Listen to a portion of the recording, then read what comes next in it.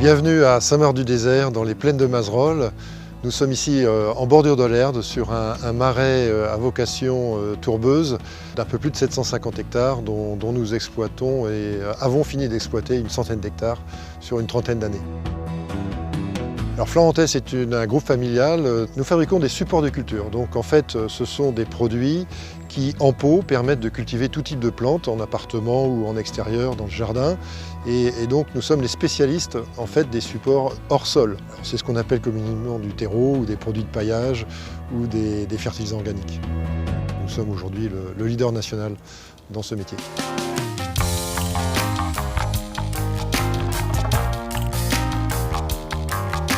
La tourbe n'est pas renouvelable puisqu'elle a à peu près 1500 ans. Il est vrai que 50% aujourd'hui de la biodiversité de notre monde est localisée dans les tourbières dans le monde qui ne représentent que 3% du territoire. Donc il est fondamental pour moi de préserver ces zones humides. Alors nous avons en fait trouvé des matériaux de substitution issus des déchets de scierie. Donc essentiellement nous fabriquons des fibres de bois à partir de plaquettes de bois de scierie. Et puis nous valorisons aussi les écorces de ces mêmes scieries, donc qui sont aussi des déchets, soit en compost, soit en fibres. Et avec là un matériau qui peut remplacer 100% finalement de la tourbe dans tous les terreaux, et ça dans le monde.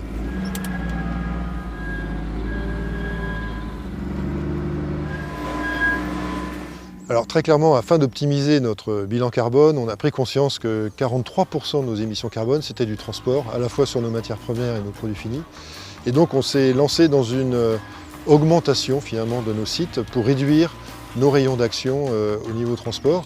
Donc aujourd'hui nous avons 8 usines en France, nous en aurons bientôt 10 à l'horizon 2016, et tout ça pour mieux servir nos clients sous forme de réactivité et services, mais aussi de réduire toute la chaîne logistique et en approvisionnement et en livraison.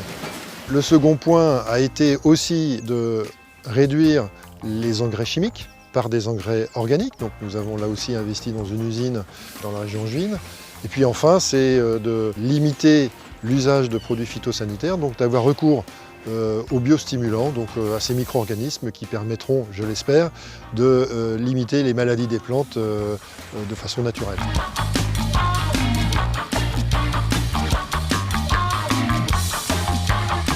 Alors au niveau de la partie humaine, il faut savoir quand même que l'entreprise florantaise est au service de ses salariés, tout simplement, c'est pas le contraire.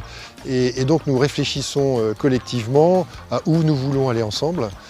Donc ça c'est la stratégie partagée par l'ensemble des salariés, par des comités de réflexion stratégique qui ont lieu tous les 4 ans et où nous associons plus de 20% de nos effectifs. Mais c'est aussi une volonté d'améliorer nos conditions de travail et de bien-être avec la mise en place toute récente d'un indicateur bien-être qui nous a permis de bien valider les axes de progrès sur lesquels on devait avancer ensemble pour que chacun se sente au mieux dans l'entreprise au quotidien.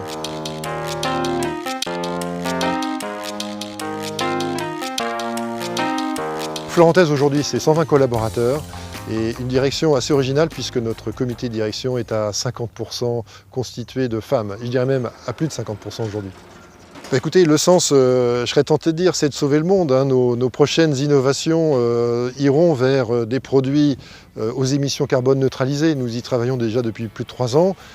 Ça sortira en 2016, donc ce sera le fameux Green Char, le charbon vert, qui permettra donc de stocker du carbone des plantes et de le restituer au sol.